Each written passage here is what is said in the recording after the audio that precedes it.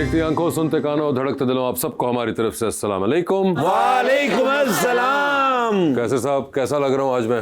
वैसे भाई आप प्यारे ही लगते हैं, सारी जिंदगी हमें प्यारे ही लगेंगे आप। ये ख्वाबों के शहजादे हैं। अच्छा जी, क्योंकि जिन्नियां ख्वाब इन्हां ਨੂੰ ਹੁੰਦੇ ਨਾ ਜ਼ਿੰਦਗੀ 'ਚ ਪਾਕਿਸਤਾਨ ਕਿਸੇ ਨੂੰ ਹੁੰਦੇ ओ माय गॉड। मैंने ख्वाब 'ਚ ਦੇਖਿਆ ਇੱਕ ਬੰਦਾ ਹਵਾਈ ਫਾਇਰਿੰਗ ਕਰ ਰਿਹਾ ਸੀ ਪਿੰਡ 'ਚ। ਅੱਛਾ ਸਵੇਰੇ ਉੱਠ ਕੇ ਜਾ ਕੇ ਉਹਦੇ ਤੇ ਪਰਚਾ ਕਰਾਇਆ। ख्वाब ਦੇ ਵਿੱਚ ਇਹਨਾਂ ਦਾ ਐਸ਼ਵਰੀਆ ਰਾਏ ਨਾਲ ਵਿਆਹ ਹੋ ਗਿਆ। ओ ਸਵੇਰੇ ਉੱਠ ਕੇ ਅਭਿਸ਼ੇਕ ਬੱਚਨ ਨੂੰ ਫੋਨ ਕਰਕੇ ਕਹਿੰਦੇ ਆਪਣੀ ਭਾਬੀ ਨਾਲ ਗੱਲ ਕਰਾ।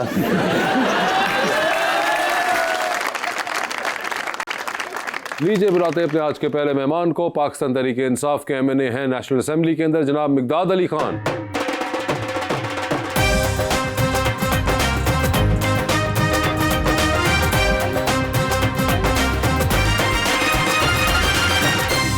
और हमारी दूसरी मेहमान model, climber and social worker मोहतरमा फरिया शेख।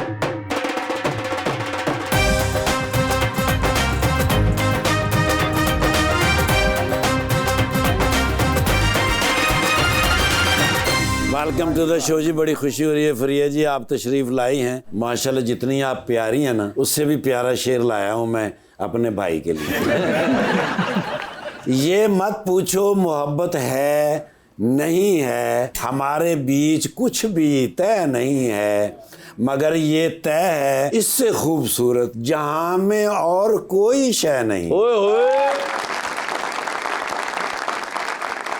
जो जख्म भरने लगे थे उसे हरा करेगा, आहा। मुझे कभी नहीं लगता था तू दगा करेगा, ना तुम हसीन ना मुस्तकबिल ना पैसा, तुम्हारे साथ भला वफा कौन करेगा।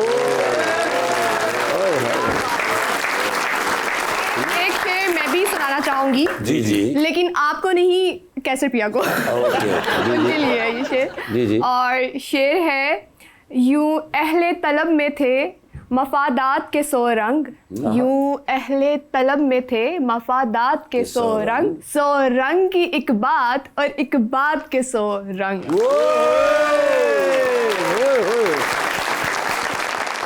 आपको कोई शेर व शायरी का शौक है? शौक तो नहीं है, लेकिन कोई स्पीच करते हैं तो अगर उसमें अच्छे अशार हों और बामतलब हों और मौके पे लगते हों तो वो आपकी स्पीच को एक अच्छा रंग देते हैं। Yes. तो आखिरी बार कोई शेर ऐसा आपने पढ़ा हो जो मौके पे लगा हो? नहीं, अभी तो मुझे याद नहीं आ रहा, लेकिन मैंने वो वाला शेर पढ़ा आपने, कुछ शहर दे लोग भी जालिम सन। कुछ सानू जमानत कराने का शौक सी। बहरहाल याद आ गया तो आपको बता दूंगा। जनरली शेर व शायरी का शौक है कोई आपको पढ़ने का या कोई मैं सच पढ़ा तो नहीं, लेकिन अभी आपको पढ़ने की जरूरत नहीं पड़ती, आप वो सुन लेते हैं, सोशल मीडिया पे देख लेते हैं। सोशल मीडिया का इस्तेमाल कर रहे होते हैं आप? बिल्कुल कर रहे होते हैं। वैसे ये सोशल मीडिया का इस्तेमाल असेंबली के अंदर भी चल रहा होता है? वाईफाई तो फ्री होता है, हल्का फुल्का चल रहा होता वैसे मुझे बताइए असेंबली के भी क्या वाईफाई के सिग्नल हमारे वाले ही होते हैं या वो अच्छे हैं? है। ठीक है, बिकॉज अंदर हॉल में या कई ऐसी जगह है वहाँ पर सिग्नल्स नहीं आते मोबाइल आपके। वो नून लीग का एरिया होगा ना। लेकिन मिकदाद भाई आप बड़े फ्रेश लग रहे हैं पहले की निस्बत। आज माशाल्लाह पीटीआई छोड़ तो नहीं दी? नहीं, अच्छा, पीटीआई बिल्कुल नहीं छोड़ी। इंशाल्लाह पीटीआई के साथ थे और हैं और इंशाल्लाह खड़े रहेंगे। फरिया मॉडलिंग तो आप कर रही थी, अभी भी साथ साथ करती हैं, उसके साथ और इतनी चीज़ें करती हैं, social work and I think climbing भी करती हैं। ये सारी चीज़ें मैनेज कैसे करती हैं या फिर किसी एक चीज़ पे ज़्यादा फोकस रहता है? मुश्किल है काफ़ी मैनेज करना, लेकिन मुझे बहुत शौक है क्लाइंबिंग का और माउंटेनियरिंग का। उसके अलावा मैं फ्लाइंग भी करती हूँ। Flying भी करती हैं? जहाज उड़ाती हूँ। असली वाला? जी। अच्छा। ट्रेनिंग पायलट हूँ मैं, अंडर Okay. ट्रेनिंग, बट मैं उड़ा लेती हूँ। अच्छा। Of course. तो लेकिन ये सब चीज़ों के लिए टाइम निकालना इसलिए मेरे लिए ज़रूरी है कि मुझे अपने जो ख्वाब हैं और जो मेरे शौक हैं मैं उनको देखना चाहती हूँ ऊपर चढ़ते हुए और अपना पूरा करना चाहती हूँ। तो अपने लिए टाइम निकालना आई थिंक मुश्किल काम नहीं है। मॉडलिंग में, क्लाइंबिंग में और ये अब आप पायलट भी बन रही हैं, सबसे आपके दिल के करीब कौन सा है? मेरे दिल के करीब सबसे ज़्यादा क्लाइंबिंग अभी फ़िलहाल ज़्यादा है, क्योंकि अभी मैंने रिसेंटली एक समिट किया है बरीला, देवसाई प्लेन्स की सबसे हाईएस्ट माउंटेन जो कि 5400 मीटर की बुलंदी पर है। वो भी मैंने स्नो स्टॉर्म के अंदर किया एक्सपीडिशन अपना पूरा। मुझे काफ़ी ज़्यादा मुश्किल पेश आई लेकिन कर लिया अल्हम्दुलिल्लाह। आई थिंक अल्लाह मियां हिम्मत दे देते हैं आपको। मिकदाद भाई, आप भी कोई इस तरह का शौक रखते हैं? पहाड़ चढ़ने वाला है, सिर्फ दीवारें ही चढ़ी हैं? बच्चे नहीं, हल्की फुल्की छोटी मोटी हमने भी हाइकिंग की है, but not that much. Mekdad, क्योंकि आपके वालिद भी पॉलिटिक्स में रहे थे और इवेंचुअली इसलिए आप पॉलिटिक्स के अंदर आना पड़ा, या ख्वाहिश खुद भी थी? नहीं, मेरी ख्वाहिश भी थी और उन्होंने मुझे एक बार थोड़ा बहुत समझाया भी था कि इट्स नॉट दैट इजी। अच्छा, ना आने के लिए? हाँ जी, लेकिन मुझे शौक था। तो do you have any other brothers? No. तो इसलिए फिर तो आप पे वो आ भी गया सारा का सारा। बिल्कुल नहीं, मैंने खुद भी इसको ऑप्ट किया। देखें, कोई भी फादर जो है वो कोई भी प्रोफेशन लेते हैं या कोई बिजनेस करते हैं तो वो कोई लेगेसी, कोई एसेट्स छोड़ते हैं। तो अगर उन्होंने अपनी एक लाइफ का एक बहुत बड़ा पार्ट इस सर्विस में दिया है, तो अगर मैं नहीं ऑप्ट करूंगा तो वो वेस्ट जाएगा। आई थॉट कि I could do little better, जो लोग उधर कर रहे थे उनसे बेहतर कर सकता हूं, तो मैंने ये प्रोफेशन चूज किया और अल्हम्दुलिल्लाह अभी तक बेहतर ही जा रहा है। फादर जो थे आपके, वो 2 बार नून लीग से एमएनए बने थे। हाँ जी, इसीलिए तो समझा रहे सन।